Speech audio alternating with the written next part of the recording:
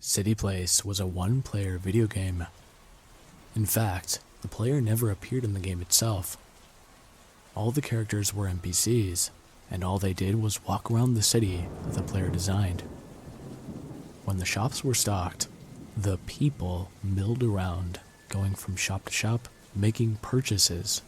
When the cruise ships came in, the player clicked on the ship to open it, and all the people spilled out, hopefully to stocked shops. When crops got ripe, the player harvested by clicking, and that gave the player materials to stock the shops. Fun little game.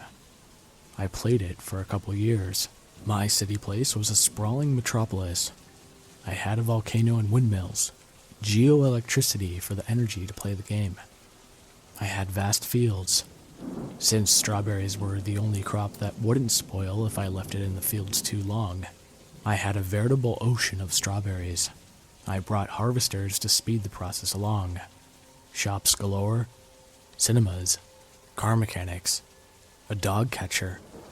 Every once in a while, a stray dog would appear on the sidewalk. If I didn't catch on it, or click on it quickly, the dog would get stuck in the game until the next time I booted it up. The dog would go merrily along, peeing on everything. My roommate laughed her ass off when I shouted, "Quit pissing on my bicycle racks, you mutt!" My City Place was a lively place. There was a week-long period where I didn't play City Place. Life happened. I had too much to do to spend time harvesting unreal strawberries and stocking unreal shops. When I booted it up again, there was a lot to do. I harvested and stocked for at least 10 minutes, and then the people showed up. I was about to send off a cruise ship when I saw one of the people do something odd. He turned up a road with no shops on it. It was a little dead area where I hadn't developed much. I just laid the road and sidewalk in that corner. I watched him. He was wearing a black ball cap, black shirt, and camel pants. Since the view of the people is pretty much from the top, I could tell much more about the hat than his other clothing. No idea what was on his feet. I looked at the rest of the people. The milling around had slowed. It struck me that none of them ever wore black. So I looked back at the dude in the dead-end street with no shops. He was standing there. Then he looked up.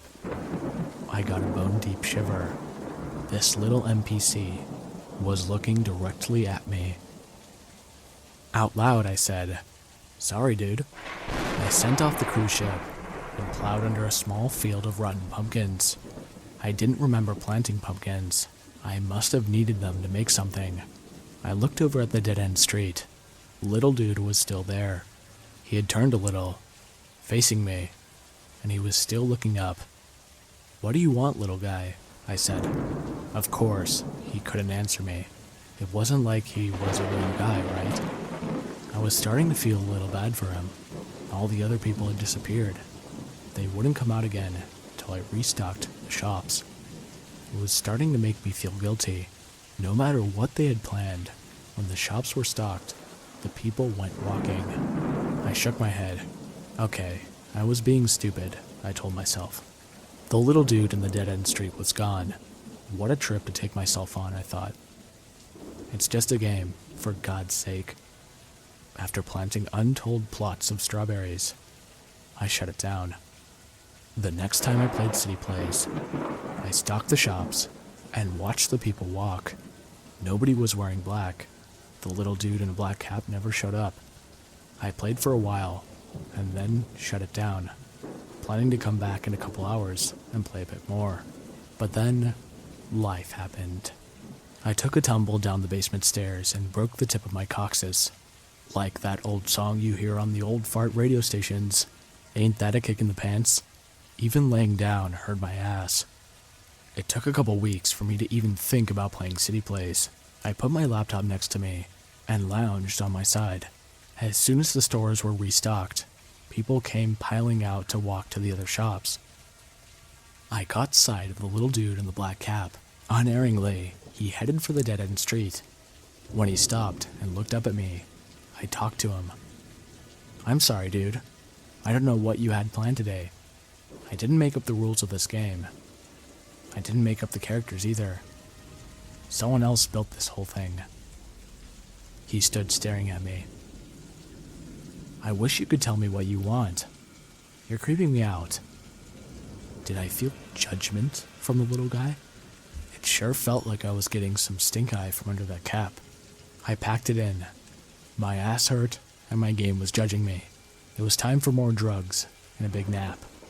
The next time I booted up City Place, some of my strawberries had been harvested. The ones left in the field spelled out, "Let me out."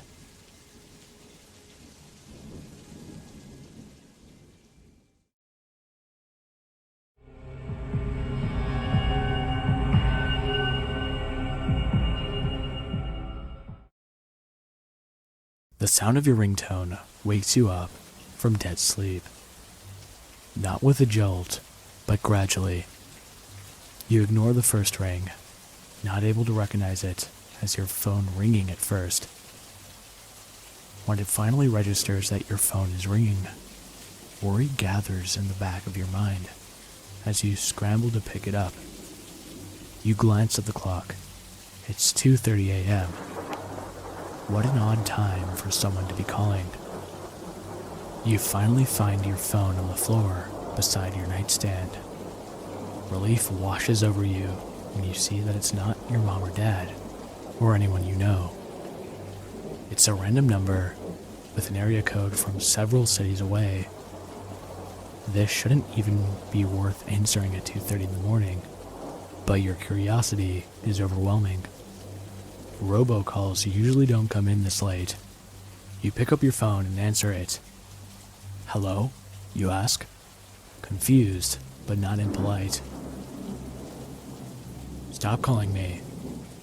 A deadpan woman's voice on the other end replies.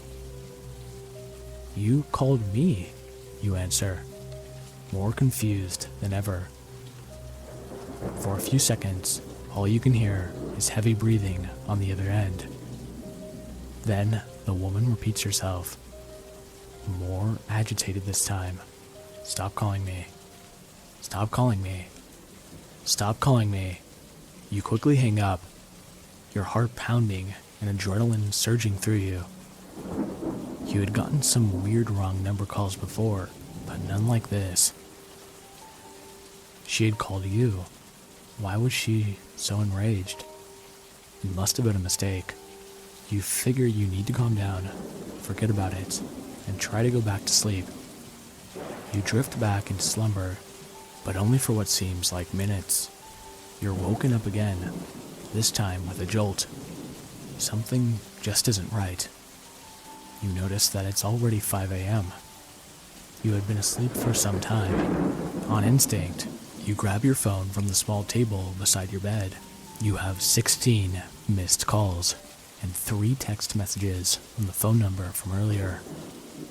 The first text reads, "You better stop." The second text, "I swear to God." The third text, "I'm calling the police."